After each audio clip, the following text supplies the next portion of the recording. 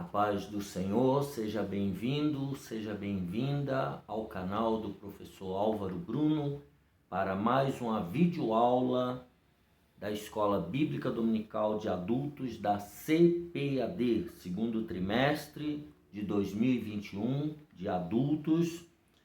E nesse trimestre estamos estudando sobre dons espirituais e ministeriais. Hoje a lição número 12, 20 de junho de 2021, o diaconato. Texto áureo: porque os que servirem bem como diáconos adquirirão para si uma boa posição e muita confiança na fé que há em Cristo Jesus. 1 Timóteo, capítulo 3, versículo 13. Verdade prática: embora o diaconato seja um ministério específico, a diaconia é uma missão de todo o crente. Leitura bíblica em classe está em 1 Timóteo, do capítulo 3, do versículo 8 ao 13. Da mesma sorte, os diáconos sejam honestos, não de língua dobre, não dados a muito vinho, não cobiçosos de torpe ganância, guardando o mistério da fé em uma pura consciência. E também estes sejam primeiro provados, depois sirvam, se forem irrepreensíveis. Da mesma sorte, as mulheres sejam honestas, não maldizentes, sóbrias e fiéis em tudo. Os diáconos sejam maridos de uma mulher e governem bem seus filhos e suas próprias casas. Porque os que servirem bem como diáconos adquirirão para si uma boa posição e muita confiança na fé que há em Cristo Jesus. O objetivo geral dessa aula, dessa lição, é mostrar a importância da função de diácono. Os objetivos específicos: primeiro, analisar o estilo de vida diaconal de Jesus. Segundo, explicar a instituição do ministério do diácono. E terceiro, discorrer sobre o perfil e a função do diácono. Antes de nós prosseguirmos, eu quero te pedir uma gentileza. Já deixa aqui embaixo o seu like, o seu gostei. Depois que terminar a aula, se você puder, deixe seu comentário, suas observações, que elas são muito importantes para nós. Principalmente, dê o seu gostei, que é para o YouTube entender que esse vídeo é relevante e ele espalhe para mais pessoas. Vamos então à introdução, dessa lição sobre o diaconato. Aqui nós já temos uma diferença entre o diaconato como ministério e a diaconia como missão. Vamos ver isso nessa aula. O ponto central aqui é a função de diácono remonta ao serviço voluntário prestado para alguém. Então, diaconia tem a ver com voluntariedade, A pessoa ser voluntária em servir ao outro. Então, ele diz aqui que no primeiro século da era cristã, a igreja cresceu debaixo do avivamento do Espírito Santo e expandiu-se pelo mundo. Na mesma medida em que cresceu, surgiram também problemas na esfera social, demandando urgentes providências.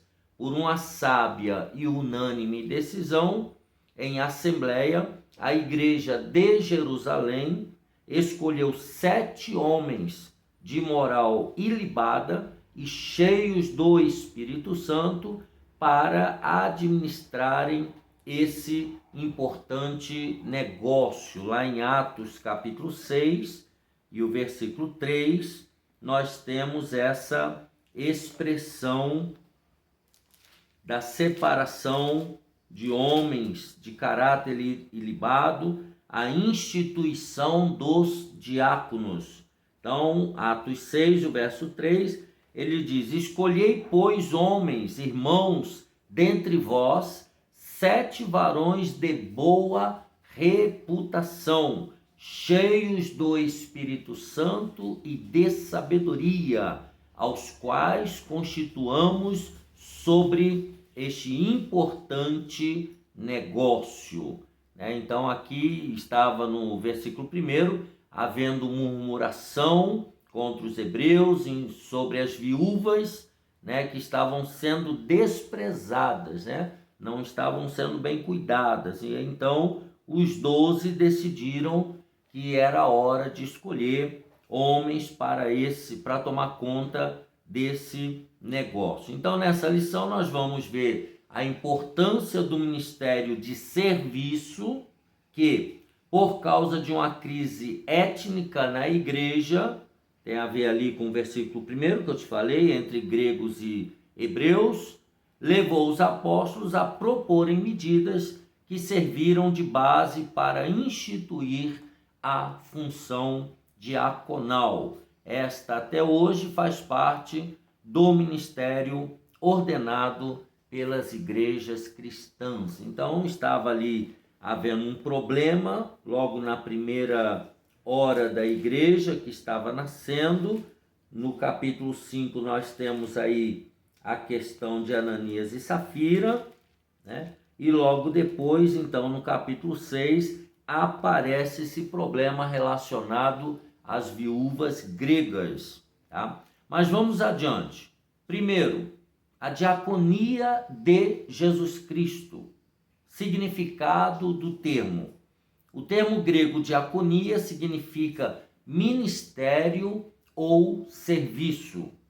A vida inteira de Jesus aqui na terra demonstrou o verdadeiro sentido da diaconia em todos os seus aspectos, o papel de serviço, de trabalho.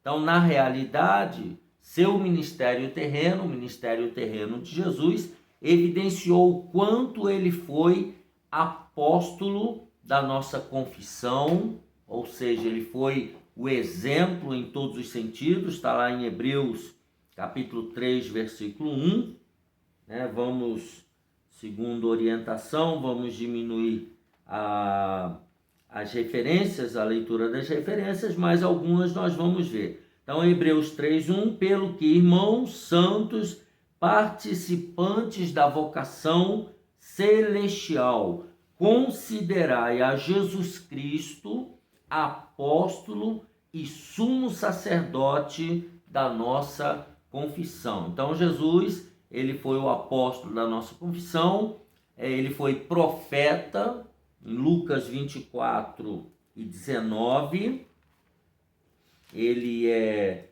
colocado como profeta, 24 de Lucas, verso 19.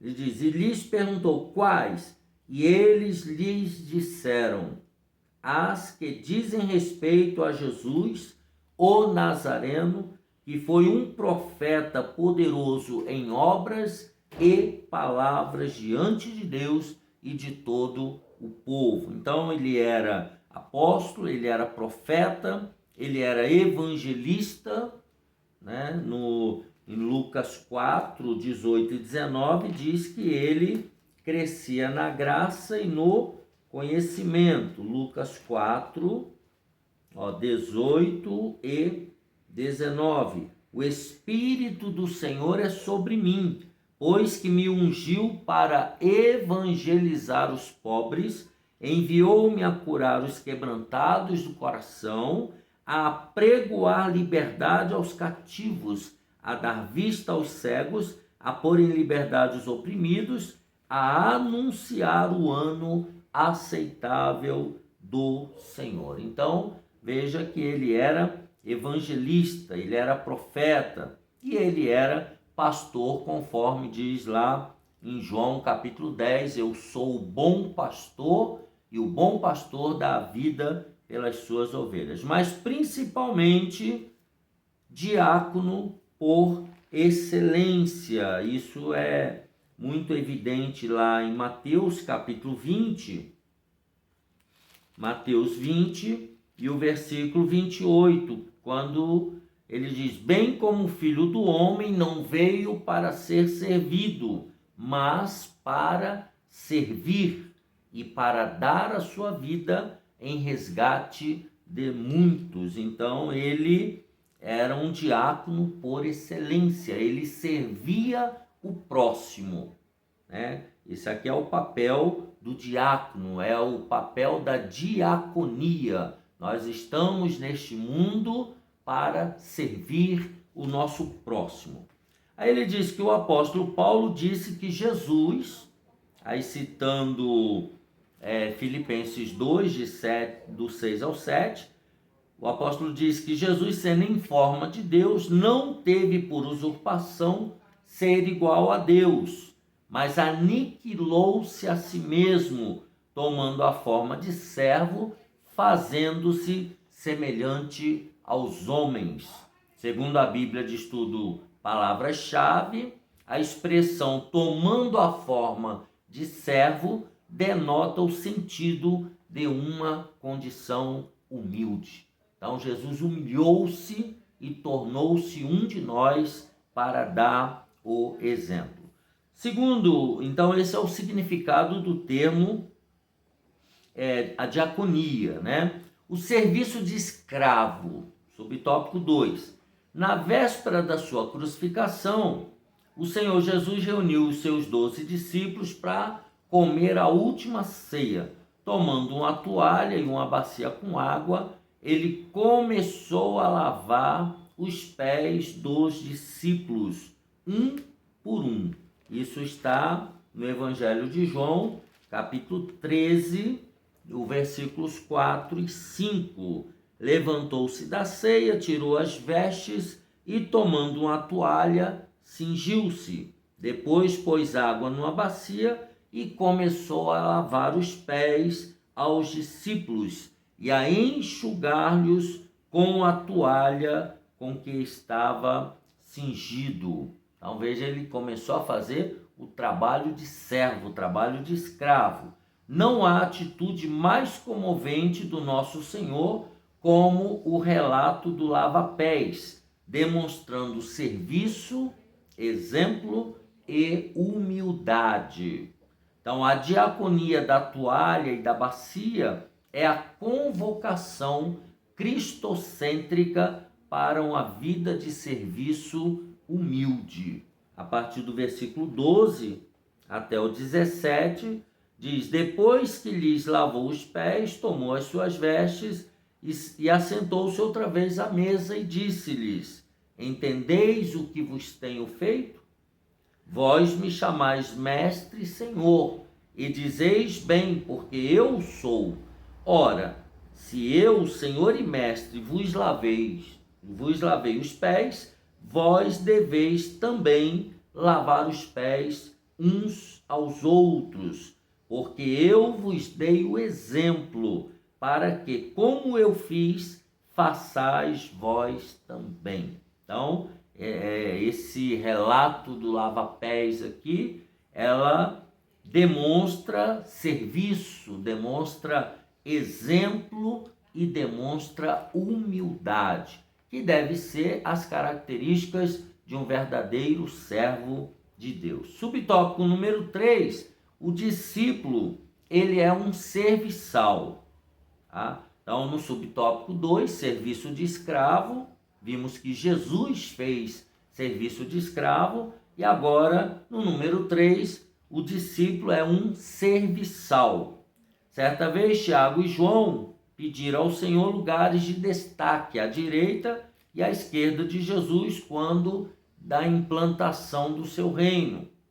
Está lá em Marcos 10, 35 a 37. Os discípulos ainda não haviam compreendido a mensagem de Jesus.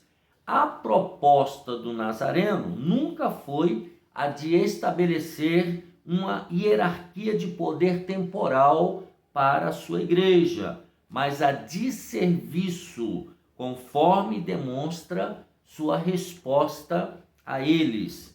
Ele diz: entre vós não será assim.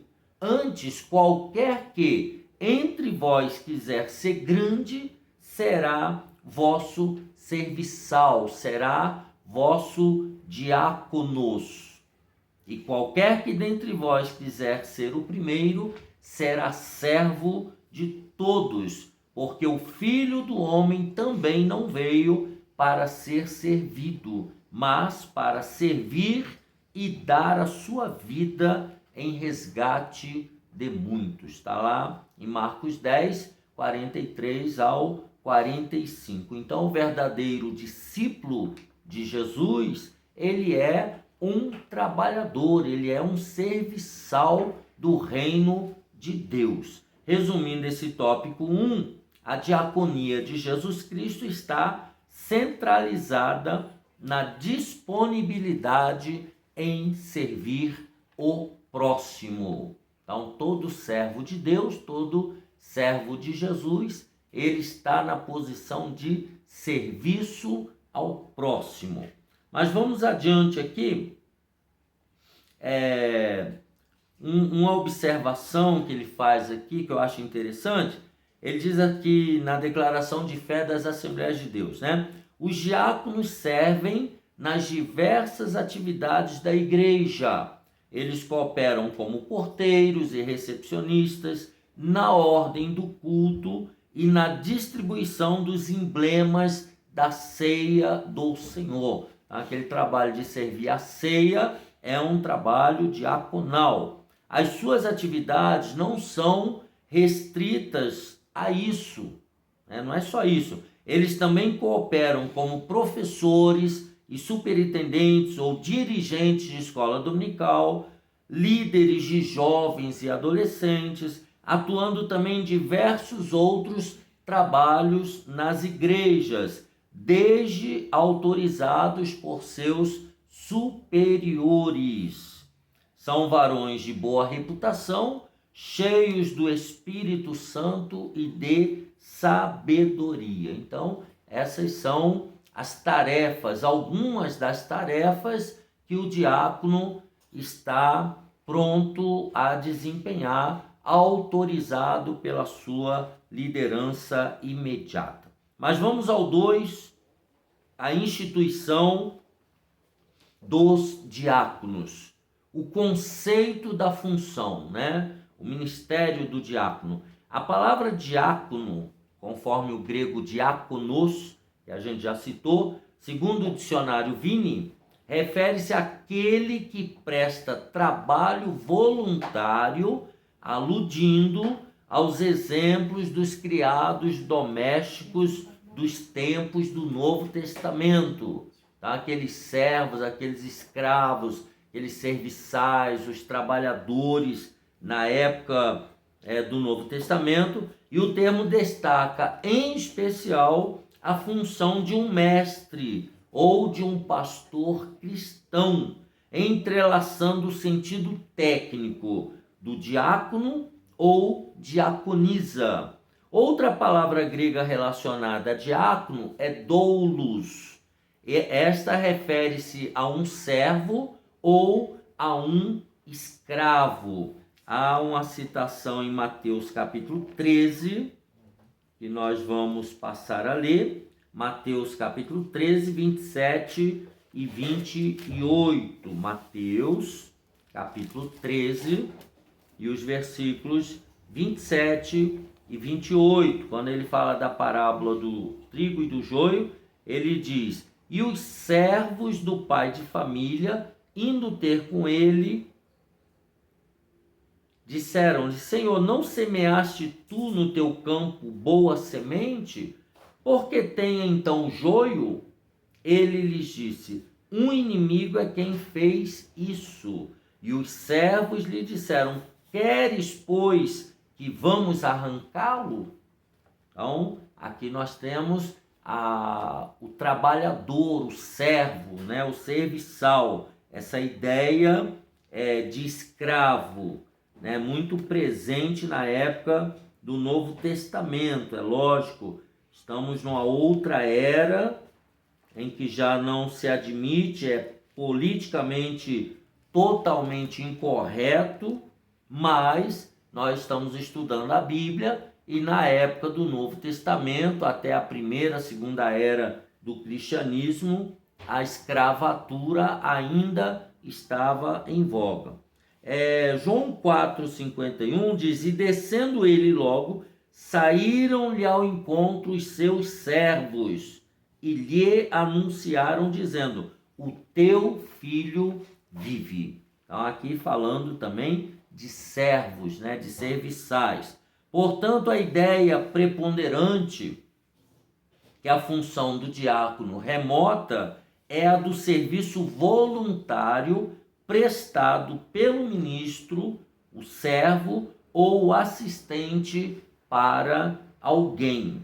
Tá? Hoje, esse conceito de servir voluntariamente é um conceito dentro do politicamente correto, mas naquela época eram serviçais, eram servos, eram escravos. E a ideia do doulos, a ideia desse conceito de diáconos, é essa ideia de serviço voluntário prestado a alguém. Essa é a ideia de diácono. A origem do diaconato, a bênção, problema e reivindicação são palavras-chave para o advento do ministério formal dos diáconos no Novo Testamento.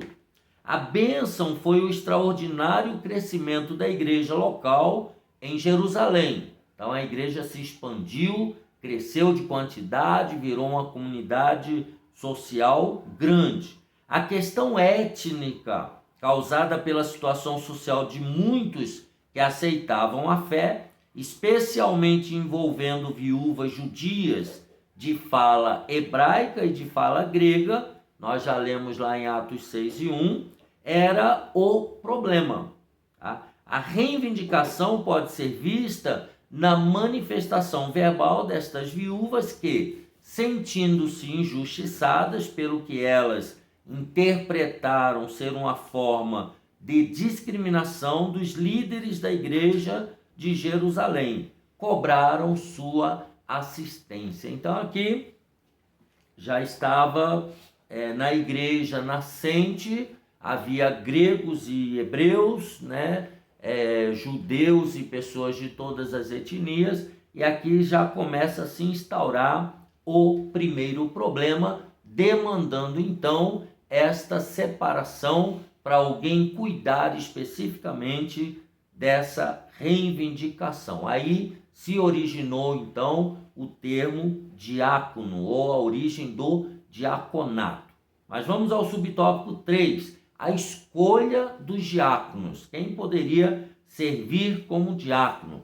Para resolver o impasse, orando e impondo-lhes as mãos, os apóstolos separaram 7 homens, 7 irmãos de boa reputação, cheios do Espírito Santo e de sabedoria, para administrar uma questão étnica e social. Nós já lemos lá, Atos 6, do versículo 1 ao 7. Foi uma decisão de caráter pacificador, ou seja, para trazer paz e tranquilidade para aquelas pessoas, e de muito bom senso para a igreja não se perder em permanentes desentendimentos, né? As chamadas hoje em dia picuinhas, futricas, questões menores e que acaba demandando um grande tempo da liderança. Então, foi especificado pessoas para cuidar dessas questões,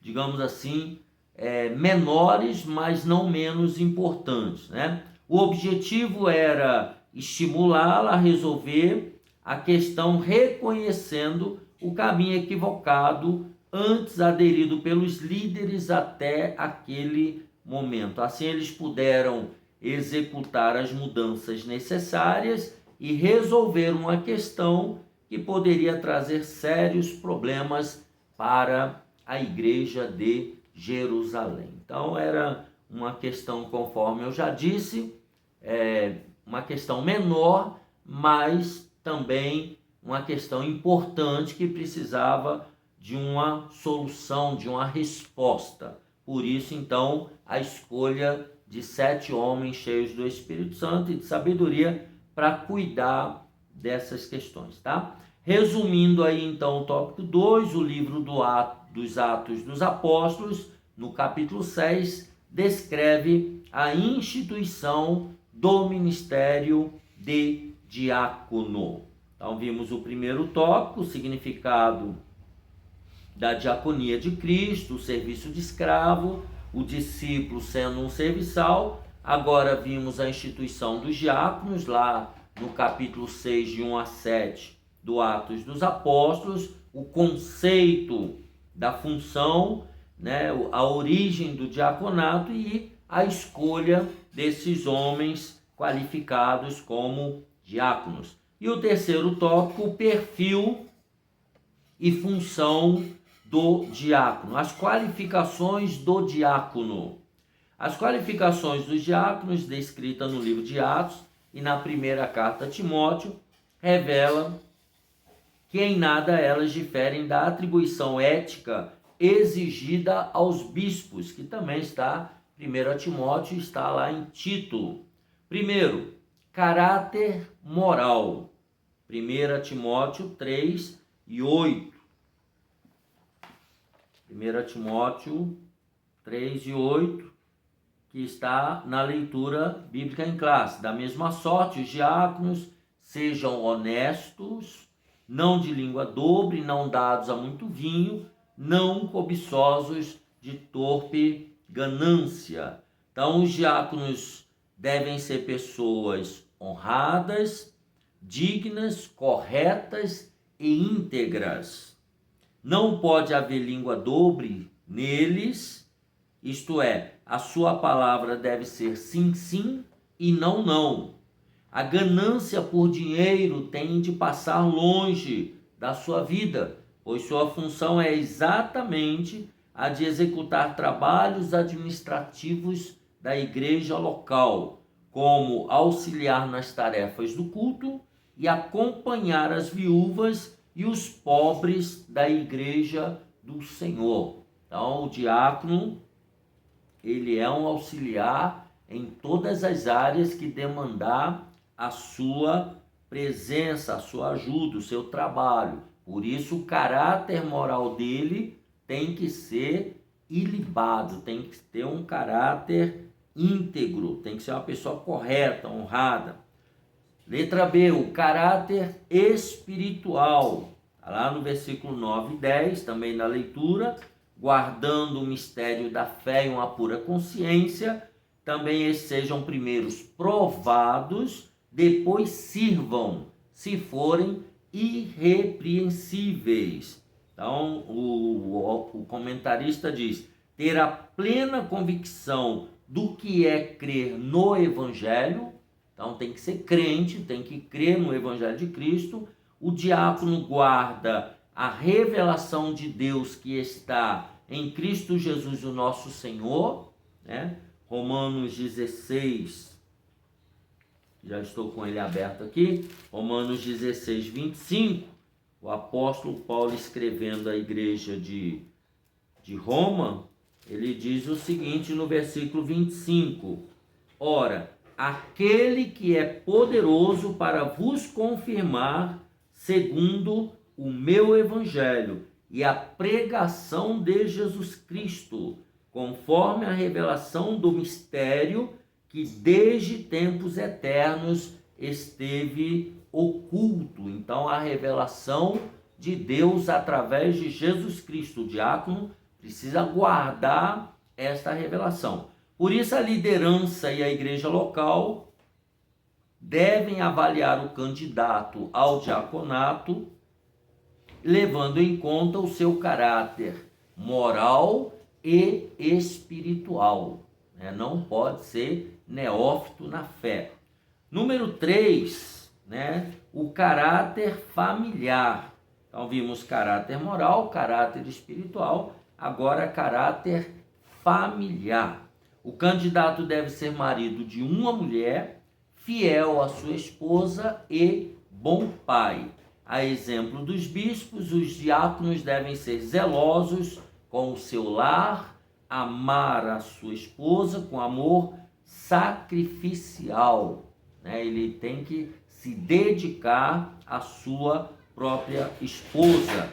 Devem respeitar os seus filhos para obterem deles o mesmo respeito. O serviço do diácono à sua família revelará como ele servirá a igreja local. Então, o exemplo para ele ser aprovado como diácono da igreja é se ele serve bem como diácono da sua família.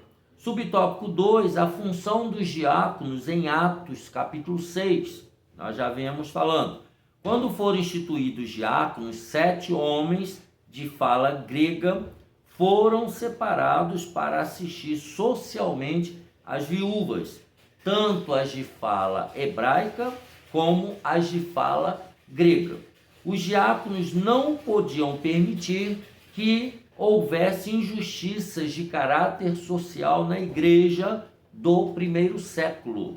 A função do diaconato era fundamentalmente de caráter social, né? O cuidado com as viúvas, hoje seria a distribuição de cestas básicas, seria a administração da despensa da igreja na área social, né? Atender as pessoas, distribuindo roupas, mantimentos, ajudas às comunidades carentes, né? Principalmente a comunidade carente dentro da igreja. Então, essa era a função dos diáconos.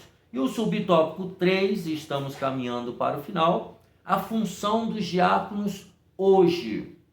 Porque naquela época era muito claro. E hoje, qual é a função dos diáconos? Atualmente, a função primordial do diácono é auxiliar a igreja local através das orientações do seu pastor em atividades ligadas a visitar os enfermos, a visitar os necessitados e os desviados, bem como cuidar das tarefas espirituais ligadas ao culto. Então, por exemplo, a igreja que tem um ministério de intercessão durante o momento do culto, esse é um papel delegado ao diácono ou às diaconisas. Outra função, distribuir os elementos da ceia do Senhor. Então, todo culto de ceia, os diáconos eles precisam estar aparamentados para poder fazer esse trabalho. Recolher as contribuições para a manutenção da igreja local, né, com a salva, recolhendo dízimos e ofertas, e auxiliar na ordem e na segurança da liturgia do culto, bem como de outras tarefas já mencionadas. Hoje em dia, mais do que nunca, o diácono ele precisa estar presente e cuidar da ordem do culto, né? Da ordem das pessoas onde estão sentadas, a recepção, a questão da segurança da liturgia. A liderança precisa ter tranquilidade para direcionar o culto, sabendo que os diáconos estão cuidando bem da segurança e das orientações das pessoas, né? Então, resumindo esse tópico 3, para o perfil e a função do diácono, deve-se levar em conta o caráter moral, o caráter espiritual e o caráter familiar do candidato. Portanto, observemos muito bem essas características para que a nossa igreja seja uma bênção na terra e que o diácono ele sirva bem como diaconato, buscando sempre melhorar na sua diaconia. Lembrando desde a introdução que todos nós temos essa missão da diaconia, que é servir não somente a Deus, mas principalmente servir ao nosso próximo. É o mandamento que Jesus nos deixou: amar a Deus sobre todas as coisas e amar ao próximo como a nós mesmos. Que Deus te abençoe e te guarde. Esta foi a lição número 12 do dia 20 de junho de 2021 sobre o diaconato. Deixa aqui embaixo o seu gostei, um abraço apertado e até a próxima, se Deus quiser.